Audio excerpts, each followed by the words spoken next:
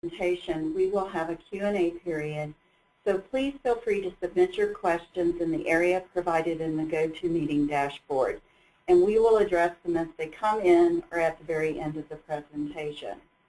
As you exit the webinar, a brief survey will pop up, and we would appreciate your providing feedback on this presentation, as well as provide suggestions for future topics. The participant phone line will be muted for today's presentation, and a recording of today's session will be emailed to you after the conclusion of the session. Leading today's discussion on integrating social media in your healthcare organization is Jeffrey Dagrapont, who is the Senior Vice President of our Healthcare Information Technology Services team. Jeffrey has more than 20 years of experience in information technology and works with hospitals, integrated health systems, and physician practices across the country. Joining Jeffrey is Andrew Cadger, one of our staff associates. His experience with COCR has involved various projects related to needs, community needs, physician recruitment and retention, strategic alignment, and client engagement. In today's presentation, Jeffrey and Andrew will provide insight into the social media world and how it can have both positive and negative effects on your organization if not managed properly. Please join me in welcoming Jeffrey Dagrapont and Andrew Cadger. Thank you very much, Sue, and welcome everyone. It's absolute an honor and privilege to have the chance to speak for you today. I'm going to just grab the controls here, and as Sue mentioned, we're going to be addressing social media, specifically in healthcare. It's obviously a subject that has can have some great benefits as well as some great consequences. So we're going to hopefully cover both sides of that, as well as address how it's being used specifically in healthcare and how it might apply to your organization. So with that, we found that this quote was somewhat telling as to where we are today. It's not a matter of whether we do social media. The question is when and exactly how we'll do it. It's obviously in every part of our life now, and I think a lot of companies do struggle with trying to figure out exactly where they fit in, and it's even more unknown specifically where healthcare fits in, as you'll see in a second, as some of the examples that we'll give you show everything from the very progressive cutting edge to some what we would call some pretty major screw-ups. Just a little history of social media. 1971, great year because that was the year I was born. That was when we sent the very first email, and of course we evolved from there into 1979, where we had more of what I would call message boards and whatnot. That was probably about the year when I bought my very first computer, which was the Commodore 486. If you guys remember that, I'm really dating myself now. And then Al Gore created the World Wide Web in 1991. Not really, but I think some people think he did. And then 1997 is when we really started to see what I would call the true birth of social media, which was around AOL and Instant Messenger and whatnot. And this was back in the day when you had that god-awful noise of the dial-up that would just start screeching across your phone line. And then, of course, in 1998 is when Google showed up, and that really began the momentum that I think we see today in terms of widespread adoption. 2001, Wikipedia, and then 2002 was the first attempt at something similar to like a Facebook Friendster, which didn't have a lot of success, but MySpace certainly did, and this was probably one of the early stages. In fact, I think a lot of your kids, or certainly my kid, I remember struggling as a parent exactly what to do with MySpace and how it impacted my kid. You read all the stories about how it was, could be dangerous and whatnot. And of course, fast forward to 2004 is when Facebook, which is obviously the dominating social media site today, and of course 2005, YouTube really started to take off, and then 2006 is when we saw Twitter and of course some of the other changes in this area. In 2008 is when Facebook really became popular, and in 2011 is when they hit 550 million users. And of course, the internet I think this is worldwide is right at 2.4 billion. And of course, in 2014, which is the year we're in now, Facebook is seeing 757 million users daily. So that's a considerable jump in terms of activity. And of course, it's not just in the U.S. Obviously, it's global, and it's growing very rapidly. I was actually surprised at some of the data that was discovered during our research for this presentation as to just how progressive some of these third world countries are that you might not think were as cutting edge. This was also a very interesting statistic that we discovered here. When you look at how people spent their time going back to 2013, their leisure time, meaning their time that they had to spend for themselves, very little of that time was spent on the internet versus what people are doing for leisure now. So even activities like going to the park or going to watch a movie or something that you might do in your personal time is now being consumed with just basically interacting socially on the internet. So the growth has been explosive. Some general statistics to look at is that 27% of the U.S. Is spending their time on social network sites, and about 15% of our total U.S. is doing it through some sort of mobile means. And of course, as we already concluded, a large percentage of that is being interacted with through Facebook and other similar sites. I also found this statistic a little surprising, but now that I think about it, it's not that it actually makes sense. If you look at the fastest growing demographic, this isn't the total demographic, but the most fastest group demographically that's participating are ages 45 to 54. Well, go back to that evolution of social media, and if you think about those of us that were born in 1971, this is the age group that we are now approaching. And so obviously a little bit younger. I don't want to make myself any older than I have to be, but this is definitely the generation that grew up with most of this evolution. And so I hear all the time from health systems, oh, my patients are too old for this. They're not going to use it. Well, you'd be surprised at how many of our seniors now, if you look at even those that are even tweeting of all things, are moving up higher into the demographics. And so I think as your population ages, so does our patients age, we're going to see more and more of this generation begin to expect it and, of course, be involved in social media. What I'm going to do now is I'm going to switch over and let Andrew, because Andrew is actually the one who did a lot of the research and putting this slide deck together. So I thought I'd let him cover some of the pros and cons in general about social media, and then after this section we'll switch over and talk about specifically how it's used in healthcare. So Andrew? Thanks, Jeffrey. And so really what we'd like to talk about here is sort of the pros and cons of social media and how it's really developed. Now, people of my age, I guess a millennial, have really tried to take advantage of the extensive reach that seems to have come with social media. And a lot of people don't realize how far even something as simple as a tweet can even reach in terms of the people, who's following that person, who does it get retweeted to, and how far out it even reaches. Now, also through this, people have a chance to interact personally. You're not just, you're not just Ralph Lauren behind the label. There's actually someone behind that name or account. And it's a great way to build a brand not only as a person but as the company itself. However, there are some significant downfalls with how immediate and incendiary sort of social media is, and that anything you tweet negatively or post through Facebook or YouTube, anyone can really view those. Those are public and they're stored to where they can almost always be recaptured in some form.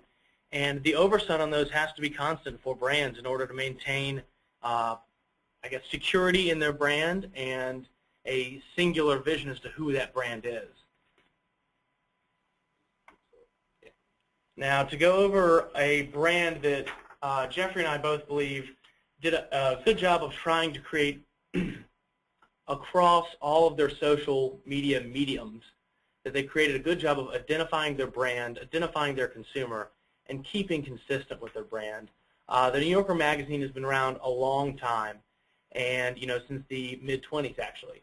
And the monocle man as seen on the original cover is actually the person who they use, excuse me, the person who they use to sort of represent their brand, represent who they're trying to reach out to. This image really has grown over the years. You see the man they call Eustace Tilley. They try to associate him in any way they can with the magazine in relation to what they're talking about or what's going on socially or even politically. Now, if you could see through all their social mediums, all of them have the same picture as the main image when it comes to that medium, sort of trying to relay that this is who they are and they're consistent through what they post. Now, getting to a poor example of using social media, back during the Arab Spring, during the Cairo riots, Kenneth Cole tweeted out, as you can see there, about trying to relate a hashtag that was trending on Twitter and relate it back to their clothing line and something they were coming out with. Now, as you can see at the end of the tweet, it says KC, which means Kenneth Cole himself tweeted this. Now, a lot of people have trouble with their social media teams tweeting out inappropriate things, such as this week, U.S. Airways having an inappropriate tweet come out. But with this one, it wasn't a social media member. It was actually Kenneth Cole himself, which even really just drives home you got to be very careful about what you post. People found it very insensitive that the disruptions in Cairo and the death and trials and tribulations going on there, that he tried to piggyback off that and to make it to where it's Kenneth Cole's profit. People found it very distasteful, and it caused a lot of people in that current time to really lose sight of what Kenneth Cole was really trying to drive home with his brand. Yeah. Thanks, Andrew. And I think the area that I obviously get questions the most about when I travel and speak at seminars as well, what about my employees? I mean, those are the ones that, as we talked about, we just saw an example of where the owner of the company, had some misjudgment and wasn't very, didn't think it through very well. And so the question that you get all the time is, how do I engage my employees, or how will my employees interact with social media? And again, this can be a double-edged sword. In some instances, your employees can be very helpful. They can help you grow that relationship. They can help you grow the brand. They can actually help push the information forward. But at the same time, without proper training, you could have an employee that might use poor judgment, and it could obviously hurt your brand and hurt your reputation. It's another area that we didn't address but can be just as harmful. Oftentimes, and this is really true of physicians more than anything, a lot of times patients will use social media as a way to retaliate against poor customer service, or maybe they're struggling with the loss of a family member and they don't know how to cope with it, so they use the internet to say negative things about the caregivers. I've seen that doctors are having to enlist very expensive services to go out and clean and scrub the internet of false and misleading information. It can be very hard to find out who posted the information, because a lot of times they hide behind names. They don't really identify themselves. But employees are oftentimes a wild card in this, because they can both be a benefit as well as a threat. We recommend that you have a team that's very designated to oversee the use of social media. So, for example, we have a client in Savannah, Georgia, that has a very active following Facebook page, and their employees from time to time will actually post some of the positive things that they're doing in their life. It kind of makes the practice look very personal, but someone in the practice reviews and approves and is responsible for the content of what those posts will entail before they are released.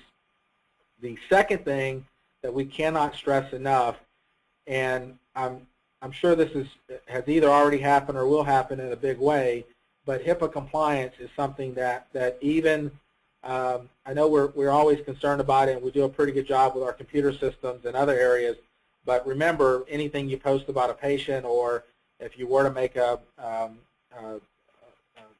put content out there that somehow could identify a patient, there could be some pretty serious fines, as well as some liabilities that could go along with this, not to mention the embarrassment that it would come with it. A mistake that we kind of see made often, and this cartoon kind of brings it home, is the organization says, yep, let's all agree, we need to do social media, we need to embrace it, this is where it's going, let's go ahead and hire someone to do it, and they oftentimes will bring in some, young, computer nerd or geek that's just assigned to it, and they have no clue what your business does or even how to express or translate. So it's important that if you do start to manage the process, that you are having the right person help you oversee it. You also want to incorporate social media into your training processes, and you need to decide as an organization, which, by the way, you can, and I've even had employers, I've known employers to do this, you can prohibit employees from representing you in a certain way, even in their personal time, that would reflect negatively on your company. So, for example, I don't mind telling you the name of the company. I used to work for US Oncology, and it was actually in the employee manual that if we were ever out in public wearing a US Oncology shirt or logo or hat or anything that identified us with that company, we would have to still be in compliance with our code of conduct. So, for example, if the news agency raids a topless bar and there's US Oncology employees coming out wearing the Coker or the company logo shirts, that would obviously be very embarrassing and damaging for the company. And it specifically gave that as an example of where not to wear your company logo shirt. So much like that example, some companies have explicitly stated that their employees are prohibited from representing the company. If that's something you don't want them to do, of course, you'd have to monitor it, and if it's found out, then you would take the normal course of action just like you would otherwise.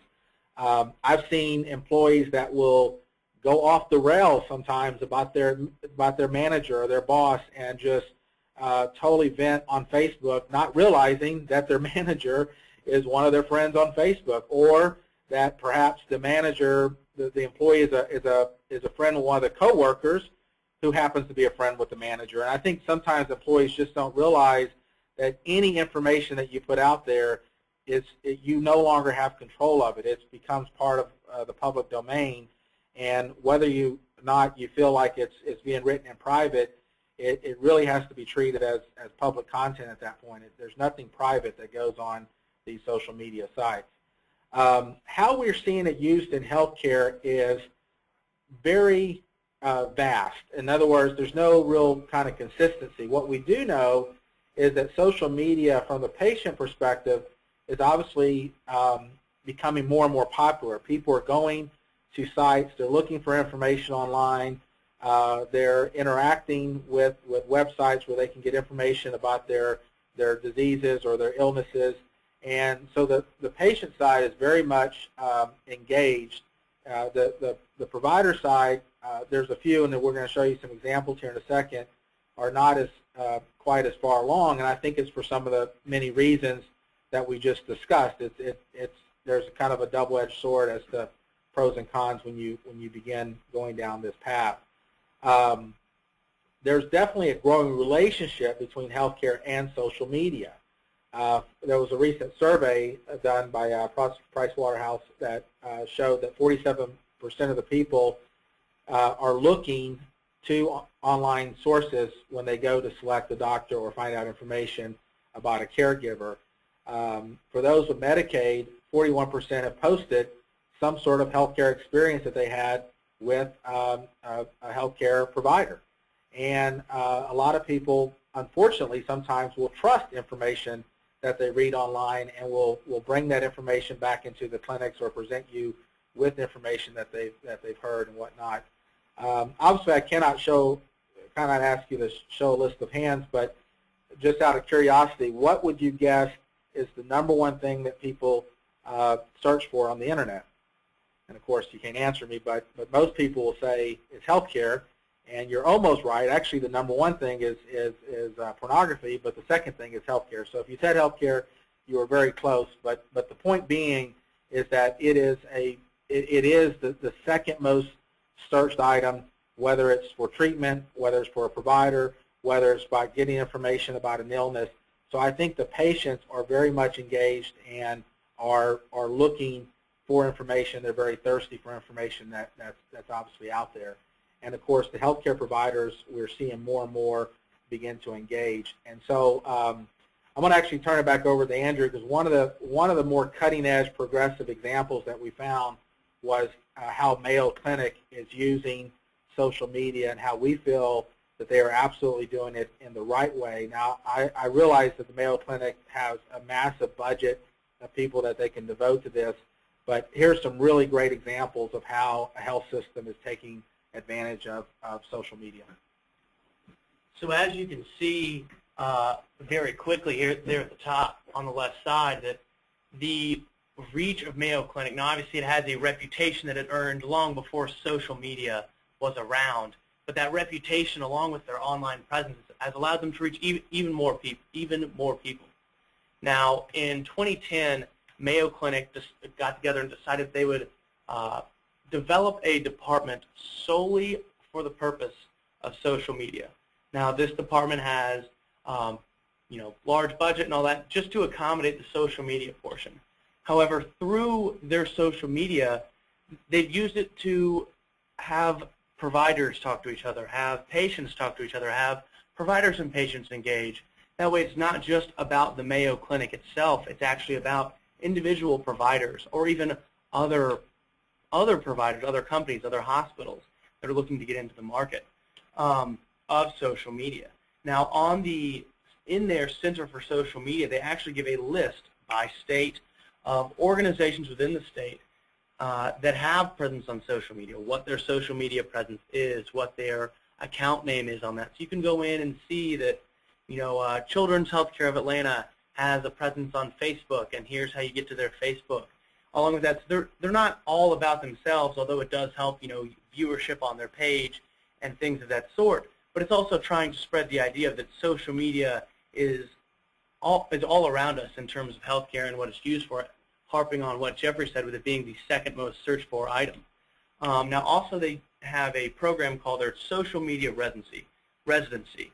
Basically, it's just a workshop for for healthcare professionals trying to get involved in social media, sort of playing off the medical term with the residency thing. Now, this is basically programs of varying lengths and varying degrees of depth that allow individuals to get trained in this center to learn how to use social media properly, learn just the basics, or even learn something of how to create more quality content, how to have your reach get even further than you just have in terms of the actual followers.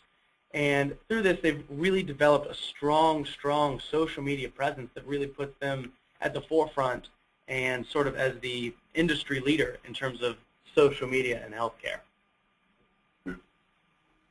Thanks, Andrew. And again, the brand, I think Mayo Clinic obviously had that, so clearly I think a large part of their followers are ones that just sort of recognize and identify them as a market leader. Another way you can look at getting into social media as kind of a hybrid is that you can cross-promote with other organizations. So Children's, for example, here in Atlanta, will a lot of times tweet or put Facebook posts about their charity events, about other activities that are occurring, what are they sponsoring, and this is another way that they are linking themselves. Not, to Andrew's point, it's not always all about them. Sometimes it's just a way of furthering your reach and furthering getting your brand and your name and your awareness, and as these other organizations pick up on it, it also gets duplicated multiple times. So the compounding effect has a very, very far reach. Another thing, just to show you some extreme uses of social media in healthcare, is some of the things that we've have seen of posting videos or tweeting videos of actual clinical procedures. Because remember, a lot of times people don't ever get to see that side of healthcare. And in February 2012, many of you may have remembered this, it made national news that Dr. Patel actually tweeted a live open heart surgery. And we actually found, I'll go ahead and give everyone a disclaimer, we'll show a little clip of the video that we found. But the reason why we wanted to show this is that one of the critical things of being successful in social media is that you have to sometimes do things that will grab attention and that will obviously spread and go viral. And so most of you, everyone here, I assume, is in healthcare, so this is not anything that that should be too gory to look at. I'll just play a short little clip, but this was actually a live tweet that was sent out on the internet of him performing an open heart surgery. And so I think clearly drew a lot of attention to their organization, a lot of attention to him personally, and it really gave patients an opportunity to physically see what occurs in the operating room and what the procedure itself looks like. So I thought that was, you know, a lot of people have mixed emotions about this, but certainly it was provocative, and it definitely got the attention that they wanted, and it certainly spread very quickly even to the national level. UCLA didn't want to be outdone, so they too, many of you may have heard of the app called Vine. Vine is if you want to waste a lot of time, get the Vine app. Vine is basically 6 seconds of just nonsense. And the way the Vine app works is you download the app, and as you hold your button, it films various frames of video, but only up to 6 seconds. So what that basically means is you have 6 seconds to do the most provocative thing that you can think of, and like I said, most of it is total nonsense. But UCLA didn't want to be outdone by the open heart surgery, and so they created a 6-second Vine of a surgery while the patient was actually playing the guitar. And so, you know, here again, very provocative, went viral. It demonstrated their message, their brand. It actually showed the public a side of healthcare that they don't often get to see, and they really wanted to demonstrate that hey, this type of implant surgery is, you know, it's not, maybe it gives you a different view or perception of what you might have originally thought. So some of the takeaway here is that patients, we are absolutely certain they are online, and they're thirsty for information, and they're looking to engage. So we believe there's great opportunity, and there are many, many avenues that you can explore. And in fact, we don't have the complete list, but we thought we did identify what the top reasons why hospitals or practices are looking to do with their social media strategies. One, they really are using it to promote wellness and healthy behaviors. That's one way to kind of indirectly demonstrate your knowledge, your expertise, some of the things that you're able to provide for your patients. Clearly, marketing happens either directly or indirectly. A lot of organizations will use it as a way of recruiting new staff. It's a way to connect with consumers. It's even a way to build a good reputation brand if done correctly. It's definitely a very good way of distributing good information and helping your patients get to the right factual information versus just wandering through the internet without knowing if the sources are very accurate or not. And then, of course, using it to manage your brand. On the patient engagement side of this, obviously they're online and they're searching, so the more, I guess, engaged you are as providers, then the more opportunity they have to interact with you online. And obviously, as we talked about already, it does have to be managed and monitored very carefully to avoid the abuse and some of the risks. We do find that patients will use it to communicate their levels of satisfaction oftentimes, and this can be something good, especially if you're trying to build a brand. And we have found that the physicians are beginning to come around and are beginning to be more comfortable with it. I think the one thing, this is just my opinion, I think the tipping point for this will be once the payers, they've been reimbursing for e-visits, but once we figure out a way to compensate providers for e-visits, and these are not, this will not be done on a social media site, but it would be one form of interacting with your patient electronically. I personally think that would obviously act as a tipping point. Some other examples of patients interacting online. This is a very, very popular website. It's not social media, but just to give you the power of the internet, this is a site called Patients Like Me, and this has been around for some time, but it's aggregating people that have common illnesses and letting them share their experiences, and they're getting to interact with people with similar conditions, and it's really taken on and has actually become one of the more popular healthcare websites on the market today. We've also seen hospitals, more so hospitals and physician practices, use social media to respond to crises. And actually, I can relate to this in my personal life. How many times do you find out on Facebook that an actor died, or there's an accident on your way home, or you know, there's something going on in the world that's pretty significant? A lot of times it will show up on Facebook before you get home and hear about it on the 6 o'clock news. We tend to have apps now that rather than us searching for information, it shows up as an alert. Like I have several, I'm kind of a news junkie, so I love the news, and I have all those apps. And anytime there's breaking news, I get 20 alerts from all of them. It's all the same story, but that's an example of how technology's changed over the last few years. If you think about how you interact with your computer, when was the last time you went to your computer and typed in www.whatever? We just don't type in URLs that often anymore. The information actually finds its way to us. And so in the case of the Boston bombing event, a lot of the hospitals were actually tweeting updates and giving information about conditions and letting the public know what was going on and how they could coordinate with emergency workers and whatnot. And so in conclusion, we strongly believe that social media is going to continue to evolve and rapidly go, expand deeper into our personal lives, and we'll see more and more of it take shape within healthcare. We also think that the technology is improving in a way that allows for better alignment and integration. In the past, a lot of our IT systems were on-premise servers. Well, now most applications are in the cloud, and so cloud-based applications obviously allow for sharing and distributing information more rapidly.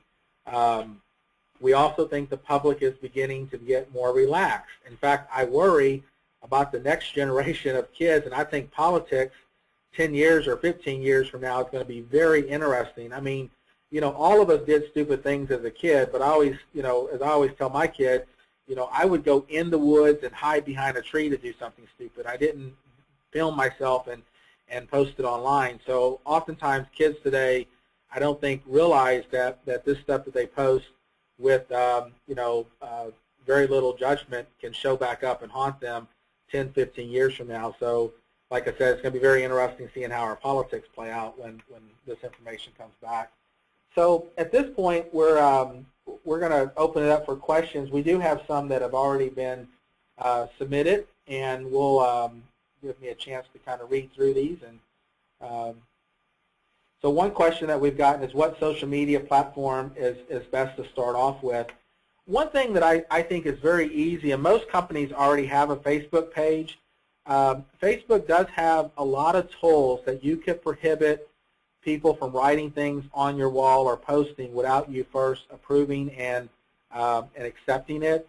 I think that's one of the more common areas. Another area that's become very popular is you could have some of your providers just do short, 1 to 2 minute YouTube videos about, around flu season, or perhaps something on wellness, something that can be not just specific to the practice, but has rich content that the patient or someone could benefit from.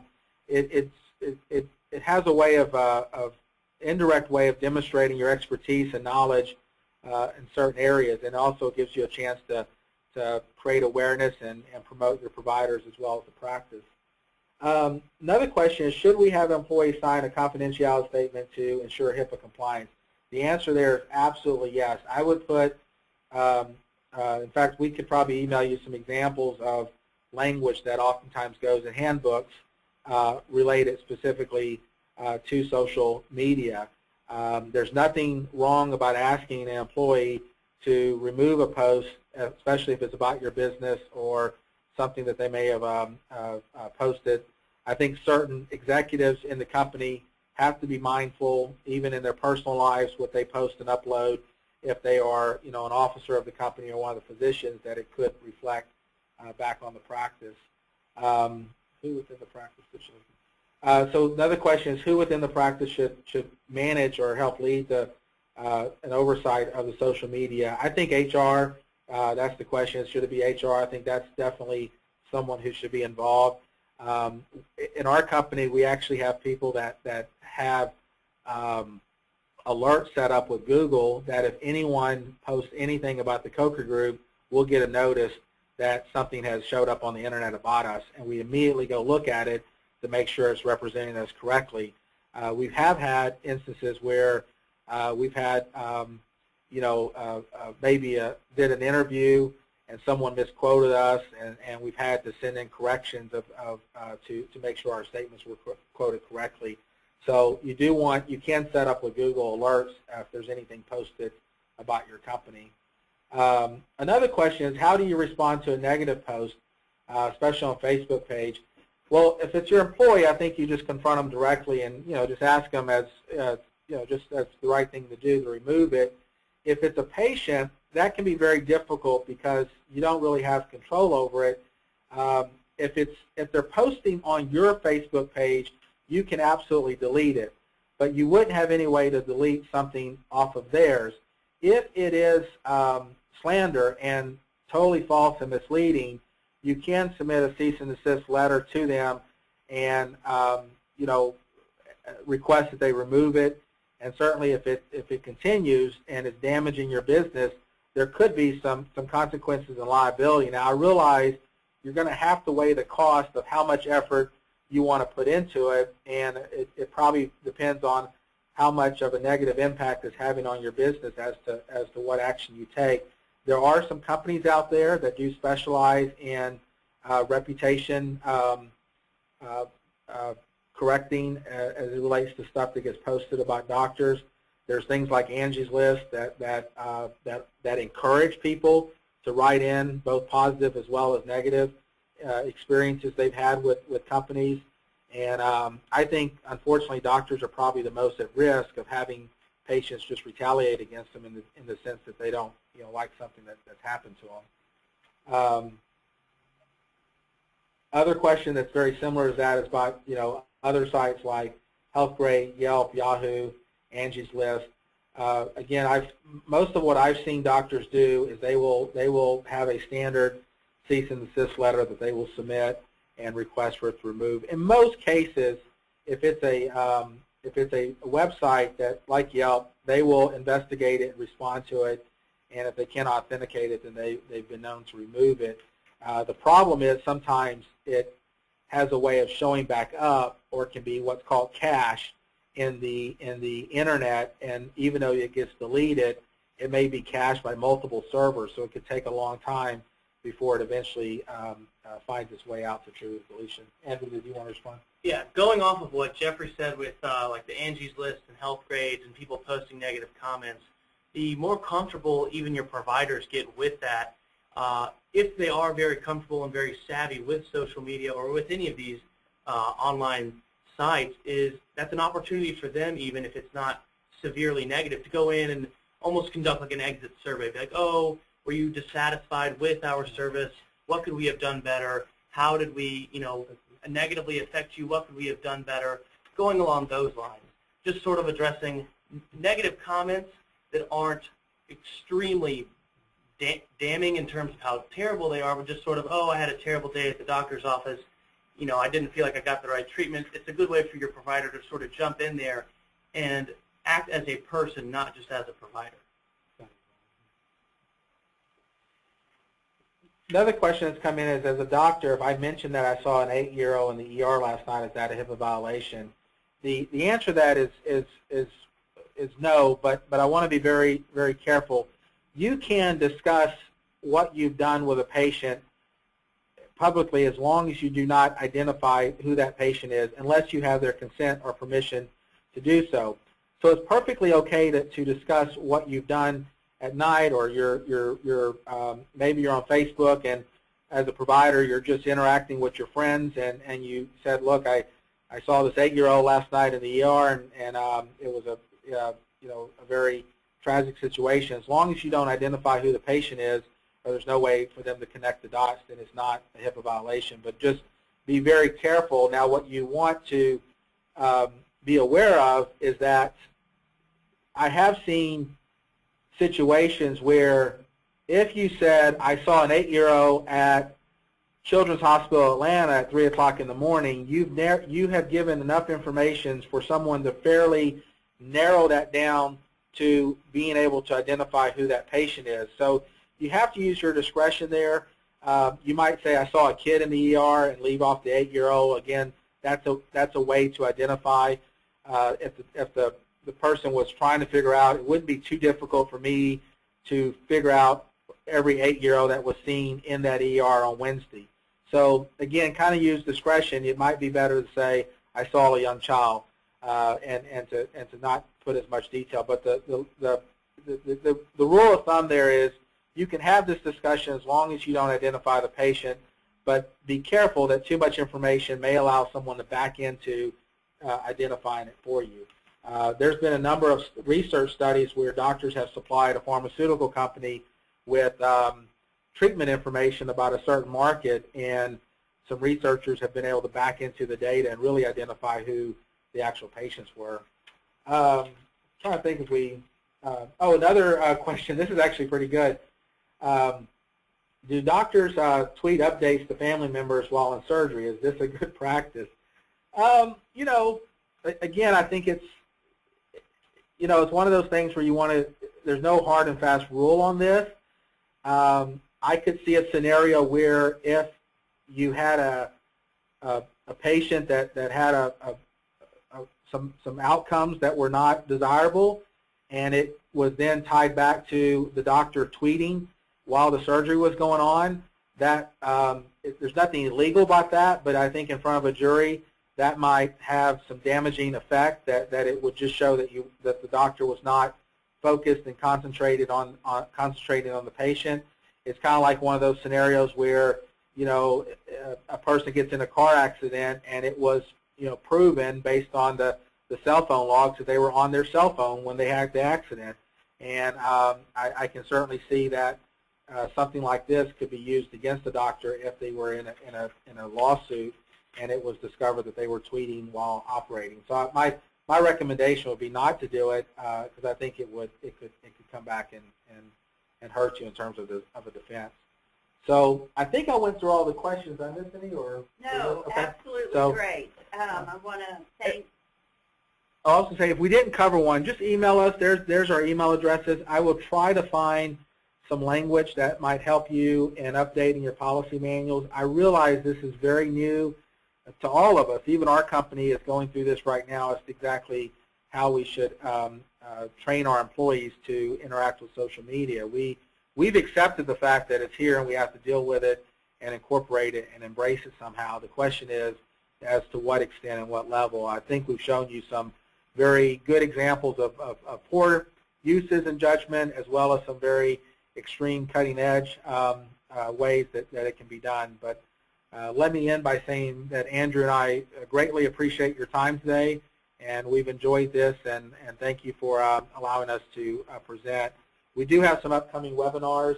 If you go to our website, I think there's one every month. There's a webinar on a different topic, so continue to come back to the website and look for other topics. So thank you guys very much. Thanks, Jeffrey and Andrew, for your presentation. As always, this topic is a little bit of a moving target and changes from day to day. So I think we're all aware of that, and look forward to some additional information as it comes to us that we might be able to share with you in the future. Please go to cokergroup.com and check back for our next Coffee with Coker. which will be coming up in May. And don't forget to do your exit survey. And you will, speaking of social media, you will be getting a link to your presentation, both an audio and a visual. And again, we thank you for attending, and have a great day. Thank you.